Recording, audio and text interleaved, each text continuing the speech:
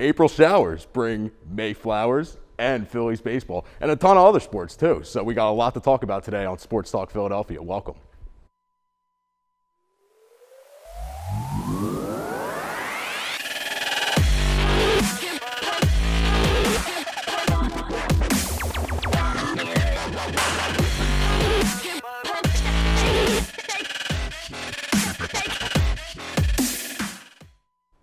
Hello again and welcome to Sports Talk Philadelphia. I am your host, John Kuhlmeier. I'm joined by my, once again on the panel, by Aiden Tiksinski. I can never get it. You got the second time. It's like the hardest name. I'm really sorry. And Shane Nolan joining us remotely. Welcome, Shane. Hello. And we are talking Phillies baseball returning for April. Coming off a pretty disappointing pandemic season, 60 games. They went 28-32, fueled by that awful bullpen, 7.6 bullpen ERA, worst in the league by far, one of the worst of all time. Aiden, give me your expectations for the team this year and what you expect to see from the Phillies. So I expect this team to be pretty exciting again. As you said, it was a pandemic year. It was kind of weird. Joe Girardi's first year. Team had a lot of expectations. I don't think they met what they wanted. However, looking at this season, I am excited. I think that they'll win a lot of games. As I said before, I don't think they'll make the playoffs. We'll get into that in a little bit. But I am really excited for this season and see what some of these guys can do, especially Bryce Harper. Yeah, I think it's a really exciting year. Even if the expectations maybe aren't playoff fueled, there's a lot of energy behind this team and a lot of personality behind the players that comprise the lineup and everything. Shane, why don't you give me your expectations for the team? I also think they're going to be a really good team. I mean, we know what their offense can bring with Bryce Harper, Rhys Hoskins. They have JT Realmuto back and also Didi Gregorius. And I think that they might be a playoff team this year. So, and the bullpen has gotten a lot better. They added Archie Bradley.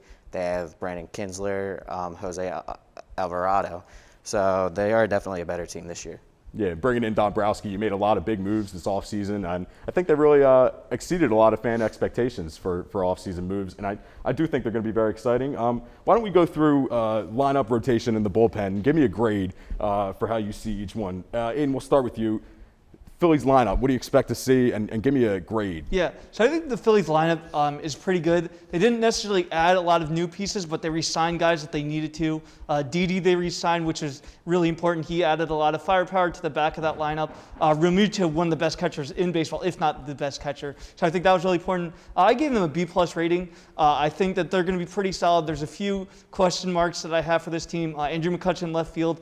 He's been injury prone since he's gotten the Phillies. He's a bit older, and center field, there's no clear starter for that. So because of that, their grade does go down a little bit, but I think they'll be pretty good. Shane, what about you? And who do you see rolling out the opening day lineup, like 1 to 3 starting lineup? You know what I mean? Starting lineup, I think it's going to be Andrew McCutchen, Bryce Harper, and then Rhys Hoskins.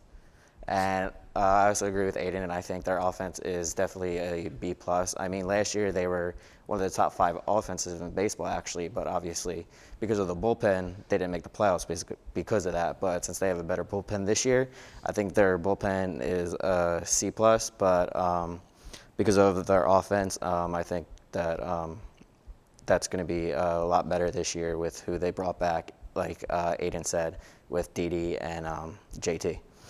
Yeah, and let's look at the rotation, too. We got Aaron Nola, Zach Wheeler, Zach Eflin, Matt Moore, who was over in Japan last season, and Chase Anderson rounded it out. What are your expectations for this starting lineup? Or is it one of the better lineups in the league, or what do you think? Yeah, I think this rotation is pretty solid. I gave them, again, same with the lineup, a B+ rating. I think that having Eflin, Nola, and Wheeler as your first 3 makes it really good. Any of these guys at any given game can almost look like a Cy Young contender. Obviously, they need to be more consistent, especially Nola and Eflin.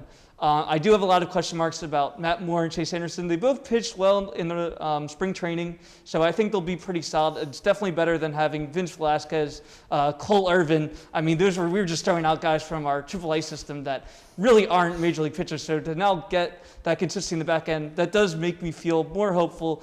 But I definitely want to see them start in the regular season before I make, too big of a judgment, give them an A rating. Shane, what about you? What do you see from this rotation? I'll give the rotation a C+ right now because with Chase Anderson and Matt Moore, we don't know where we're going to get out of them yet because, well, Matt Moore, like you said, pitched in Japan last year. And, I mean, they had an okay spring training this year, but also with Nola, I mean, he had an up and down year last year, so we have to see how he's going to pitch this year. Hopefully he can pitch like he did in 2016 through 2018. And then with Wheeler and Eflin, they're definitely, I think, your two best starters right now. So there's no problem with them right now. So. Yeah, and I think Aaron Nola and Zach Wheeler are two really underrated guys in the league. They don't get a lot of talk around the league, but they're two guys that you can rely on a pretty consistent basis. Let's talk about the bullpen. You already touched on it a little bit, Shane, but Aiden, I want to get your take on this revamped bullpen. They got rid of a lot of guys, Tommy Hunter, Adam Morgan, brought in a lot of right-handers. They only got one left-handed reliever on the roster opening day.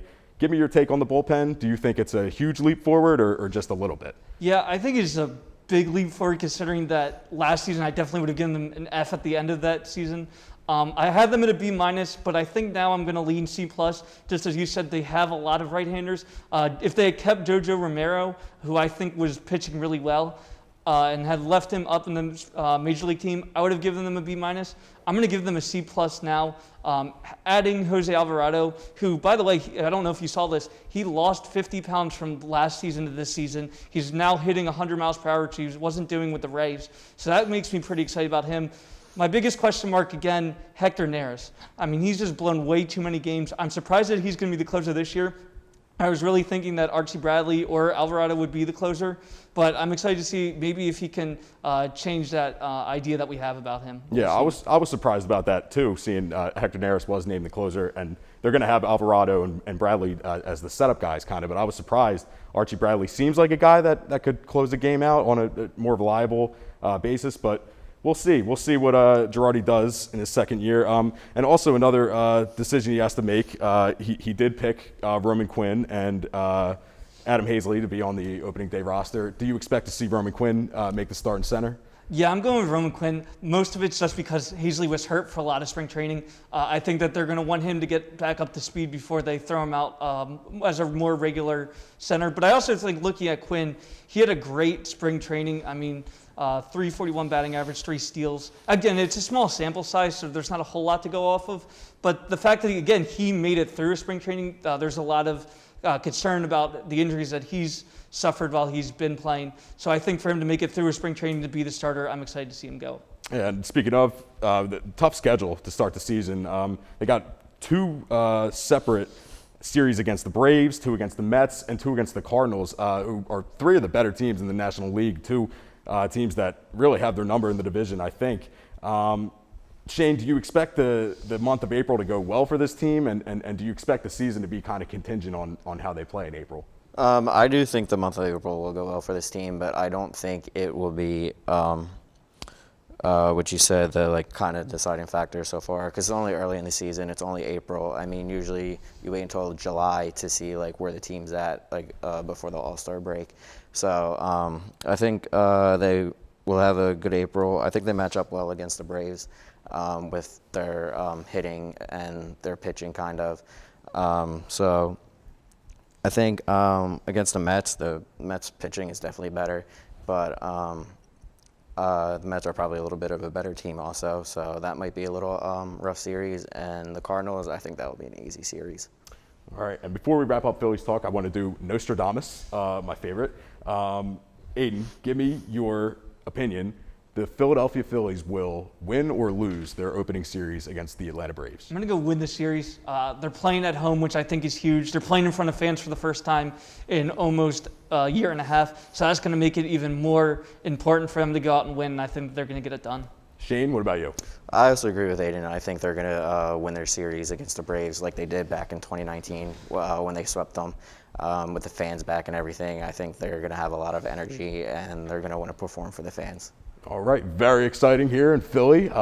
Baseball is back, 162 games. can't wait. I think it's going to be a good year. But we're going to switch over to the Sixers, who are in the home stretch of their season, getting to that point at least. And they are 6-3 since Joel Embiid's injury. They went 4-2 on the road trip out west and a few other places. They finish up tomorrow night in Cleveland. Aiden, give me your recap of the past week or so of the Sixers. What do you see out of this team, and how did they perform? Yeah, so they definitely performed under the expectations that I think we had for them. We thought that they'd do pretty well in this series.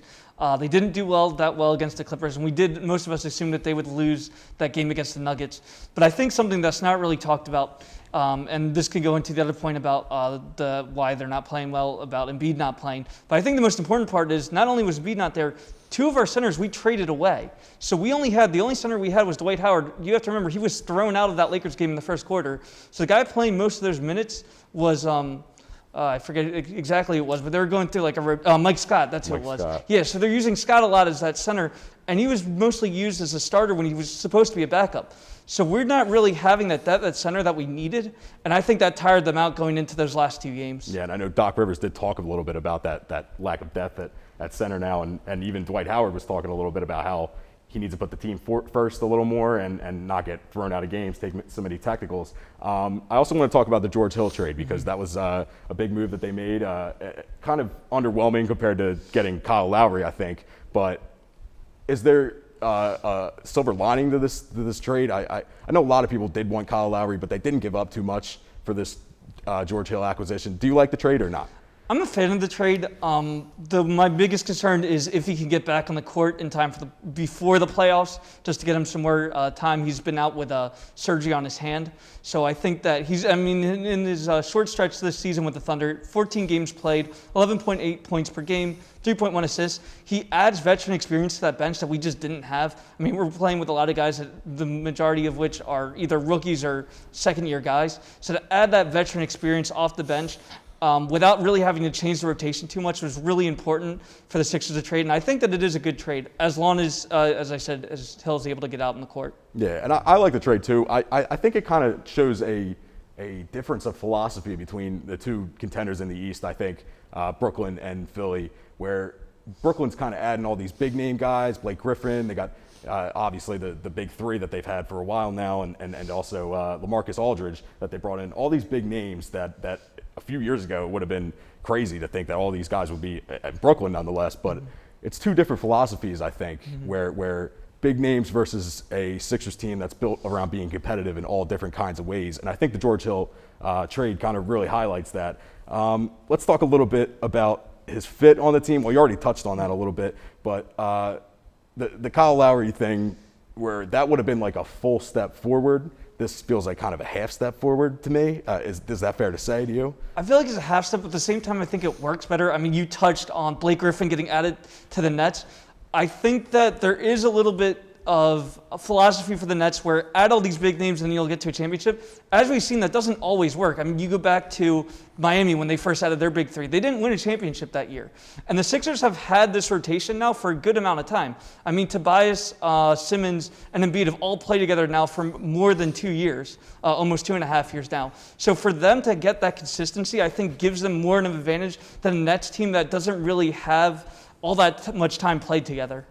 And what do you expect to see from Joel Embiid? When do you expect him to return? And when do you expect George Hill to make his debut? Yeah, I'm expecting Embiid to come off just to a bit of a slow start. I mean, you don't want to rush him back, especially because it is going to be pretty close to the playoffs.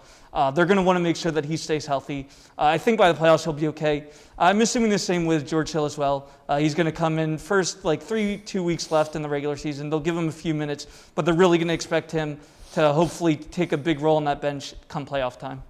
All right, and with that, we will move into a little bit of talk about the Flyers. Looking pretty ugly lately, I would say. Sluggish and tired, not really performing well at all. But they did have a big 4-3 comeback victory against Buffalo the other night, which I wanted to ask both of you if that is a spark for this team, and is it a wake-up call? Absolutely not. No. And I say this because Buffalo, as we talked about, is the worst team in that East Conference, and the Flyers looked horrible against them for the first 2 periods. I mean, it took them 3 goals in the third period just to tie the game, and then they scored that 4th goal in overtime. I don't really know how you can say that's a wake-up call, considering that they beat the Rangers only 2-1. previously losing them 8-3. So it's not really, if they wanted to do a big wake-up call, I would say you'd have to go out.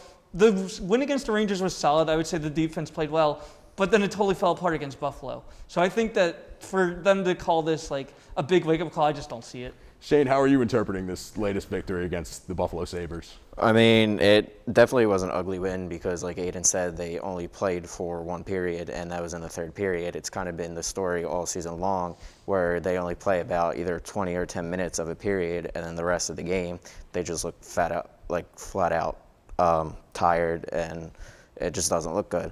I wouldn't call this a wake-up call either. Just because, it's against Buffalo right now. That was their 18th loss in a row. So, and especially with how the Flyers lost to the Rangers 9-0 a couple weeks ago, and that wasn't a wake-up call to them. So, which is crazy because any team that is fighting for a playoff spot or whatever, that kind of would be a wake-up call, and they'd kind of, get on like a winning streak probably. But since they were down 3-0 and going into the third period. I don't think it's a wake-up call for them. I mean, hopefully it is, but we'll see what happens. Yeah, I'm glad you touched on the playoffs too, because I want to ask: is the playoffs an expectation that you have this season, or do you think the team has that expectation this season, or are they just kind of ride it out till the end and see what we got next year? Going into this season, it definitely wasn't expectation considering what they did last year. I mean, it's kind of basically the same team aside from Niskanen and Tyler Pitlick, but they had high expectations this year, and they were projected to either finish second or third in their division. And right now, they're 3 points out of the final playoff spot behind the Bruins. And if they don't get it together right now, they are going to miss the playoffs. And coming this week, they have 3 games against the Bruins, so those will be huge. Those obviously will be huge wins, and they get obviously jump ahead of the Bruins for that 4th final spot in the playoffs if they end up winning those games. Aiden, do you expect to see playoff hockey in Philadelphia this year? I hope so. They definitely got to turn around.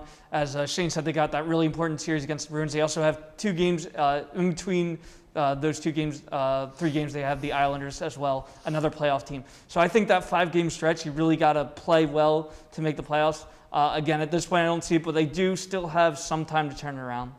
It'll be very interesting to see, and a lot of drama coming out of the locker room and the Flyers locker room. They just waived Shane Gostisbehere, which I think surprised a lot of people this week. What's your reaction to this waiving, Aiden? Yeah, so something that came out a little bit ago is that he's still now on the Flyers. He's on their taxi squad team, so he's not on the actual NHL team anymore. But no one picked him through waivers just because of his contract. I was a little bit surprised by it. I know he hadn't been playing well, but he is someone that has been a starter in that defensive rotation for the Flyers for several years now. So it was a little bit shocking to me. But again, when you're not playing good hockey, you're going to try to shake it up, get anything to get guys fired up. So I do understand the move, but it did surprise me when I first heard it. Shane, what's your reaction to the move? I mean, I don't really think it surprised me that much because in the previous years, there have been rumors of trade talks with Gostisbehere.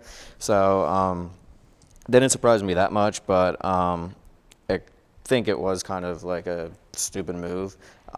They said they did it for cap space. There was a rumor that there was a big trade that was going to happen. But luckily he wasn't claimed off waivers because right now he's kind of their best offensive defenseman at least. And I think it should have been anybody that they should have claimed off waivers. It should have been either Eric Gustafsson or Robert Hagg. So. Yeah, there was also talks that it was rumors that it was a personal animus move from the organization because Gostisbehere made some comments earlier in the week about Carter Hart and the team's playing lately. I don't know if that's true at all. Perhaps you can touch on that at all, but yeah, I'm not too familiar with it, but I do know that it's something that you see a lot with different teams when there is when you're not playing well, there's going to be a little bit of tension. I would be surprised if they made that decision fully based on that, just because they're not playing well. They haven't really been playing well defensively at all. So I think to get rid of a name like Gostisbehere, it would have been a little bit shocking if it was just based on that. So I think there were some other factors played in as well. Yeah, and other moves that the Flyers could potentially make, the trade deadline's coming up in just under 2 weeks, April 12th. Is the team looking for a new goalie by any chance? Because Brian Elliott is getting old, and they just sent Carter Hart down to take practice reps instead of playing in actual games. Do you see that move being made at all? I think that goalie is something they should definitely look at. I think defense we've talked about as well. That's something that they've really lacked, and it's the reason why there has been so many goals allowed is just that the defense has really allowed it and forced the goalies into bad situations. The biggest concern to me is because you already have 2 goalies, and Carter Hart is so young and had played so well at early in the beginning of his career. I would say that if you're trying to sign a goalie, look for someone that was maybe going to be a free agent at the end of the year. Don't look, because I saw Jonathan Quick, the goalie for the Kings, could possibly be traded just because the Kings aren't playing well. I would say to stay away from someone like that just because his contract is so long-term. Get someone that could just be a short rental, see if you can fix Carter Hart, and if not, maybe get another goalie. Shane, do you see the team as in the market for a goalie? Well, the rumor was that they're actually looking for Detroit Red Wings goalie Jonathan Bernier, who is 32 years old, and he's actually supposed to be an unrestricted free agent after this season. But I don't think they should go out and get him right now. They have Brian. I think it was 2 years they signed Brian Elliott before the season started. So, and he's been a good mentor for Carter Hart right now. And with the way Carter Hart is kind of, he doesn't have his confidence right now. And I think they probably need to keep Brian Elliott just for Carter Hart at least. And also with Jonathan Bernier, he's playing on the Red Wings, who aren't a great team. They're last in their division. And, he doesn't have bad numbers right now. He has a goals against of his goals against is 278, and he has a save percentage of .918. That's not awful. It's not great. It's all right. So I don't think they should go out and get him though, just because with Brian Elliott, they have him for 2 more years. All right, prayers up for the Flyers, of course. We hope they make the playoffs, but who knows? And with that, we'll move into Fast Five. And Aiden, I want to give you the Final Four question. We have the Final Four: number 2 Houston versus number 1 Baylor, number 11 UCLA versus Gonzaga. I wanted to ask you: is this Gonzaga's year? Yeah, so Gonzaga is looking really strong. When we first talked about March Madness, the 3 teams that I was saying looked the best for Michigan, Illinois, and Baylor. I left out Gonzaga. There's always questions about that. They don't play in a great conference. They've really proved me wrong. They've been up by double digits at pretty much every second half that they played in the tournament, besides 32 seconds, I think it was. So they've been really strong, especially in the second half. They blew up UCLA to get into the Final Four. I do think that this could be the year that they finally make it. Their team looks really strong. They've been closing out games tremendously well. And I just don't see any of the other teams. Each of them has a weakness that I think that if Gonzaga goes out to that fast start that they did, especially last night, I think that they have a chance to get that championship. Yeah, you can see Gonzaga winning in a lot of different ways, and I don't think you can say that for the other 3 teams. Shane, let's go to you for the next question. This Week in Baseball with Tyler Small, who could not be here today, so I'm switching it over. This Week in Baseball with Shane Nolan. Here we go. Yeah, surprisingly in baseball, the Texas Rangers let go of who was their starting second baseman for 7 years, Rohan Odor. He still has two seasons left on his contract, and he has $24.6 million that they're going to pay him for those 2 seasons. He signed a 6-year contract back in 2017 for $49.5 million, and last year he's been one of their best players, and last year he batted .314, he had an OBP of .351 and an OPS of .923. He didn't have a great spring training, but surprisingly they let him go. Bonus question. Aiden, how's your bracket looking? Terrible. No. Yeah, it was pretty much blown up almost immediately. Last night put the dagger on it with Michigan getting knocked out, so not good. Unexpected. Okay, I got some Eagles questions for you. So Russell Wilson, I'm seeing a lot of rumors, especially on Sports Talk Radio, which is just a grab bag of wild theories. Russell Wilson to the Eagles, are those rumors legitimate? I don't even know if you've heard them. Yeah, no, I have heard them. I just don't see it. This team is really young. I think if they have better, younger pieces, I could see it. I know that they did make that trade. We'll get into that shortly, to get more first-round draft picks that could potentially be traded for next year or maybe this year. I also don't see Russell Wilson leaving Seattle. He's just been there for so long. And their team's really not that bad either. I know that they were knocked out early in the wild card game to the Rams, but I think that this is a strong team. If they do well in the draft, I think he'll be satisfied staying in Seattle. Would you like, hypothetically, if the Eagles did acquire Russell Wilson, or do you think it's just rebuild time anyway? So what's the point? I want to see Jalen Hurts first before I say anything. If Jalen Hurts is terrible and next year we have the chance to get him, absolutely, let's go for it. I agree. Give Hurts a year. And I'll go to you again for the Eagles did make the trade back, going from 6 to 12. Surprised a lot of people, upset a lot of people, I think. First of all, do you like the trade? Absolutely not. Not at all. No. Okay. Yeah, well, I'm going to try to watch my language here, but yeah, I was not happy when I heard the trade, still not happy about it. Yeah, I was very caught off guard. But with that being said, who do you see them targeting with that number 12 pick? Do you see them going defense or what do you think? Yeah, so I think they're going to just go for who's ever available at that point. I think that in so many mock drafts I've seen, nobody's really sure who's going besides the quarterbacks going pretty much 1, 2, 3 at this point. Especially with Jalen Fields doing really well at his pro day today. So I think that if you're going defense, I would want them to go linebacker with Michael Parsons. I don't know if they're going to, just because, again, we talk about this, how he does not go linebacker, especially in the first round. I think if Jalen Waddle or Devonta Smith are available, go for them, especially if Smith's available, just because we know he's great as a wide receiver. He won the Heisman Trophy. I think that that's someone that they should look at. But, yeah, I think that trading down, you really can only get who's ever available. How he hates linebackers, he hates Alabama players too. Yeah, I know. So, yeah, we'll see if he goes for either one of them this year. Yeah, I don't know what's going on with that man. But okay, question 5 isn't even a question. A little fun fact I found this day in sports history. New favorite segment, TDSH, TIST. 1973, the Flyers score NHL record 8 goals on 60 shots in one period versus the Islanders. Can you believe that? Anyone? Fun fact. Not this year. No, well, not this year. Of course, they're afraid to take shots this year. Yeah, that was Fast 5. That's all I got for you this week. Phillies baseball, make sure you tune in April 1st. Big season coming up, I think. Aiden doesn't think, but I do. Check out our Twitter at SportsTalk LTV. We will get somebody to post there. I think Aiden will take the handle. Have you been posting there? There you go. Oh, he has been posting there. Yeah. Okay, cool. We actually have stuff to show you now. Okay, and with that, I will wrap up here on Sports Talk Philadelphia. Thank you for joining us.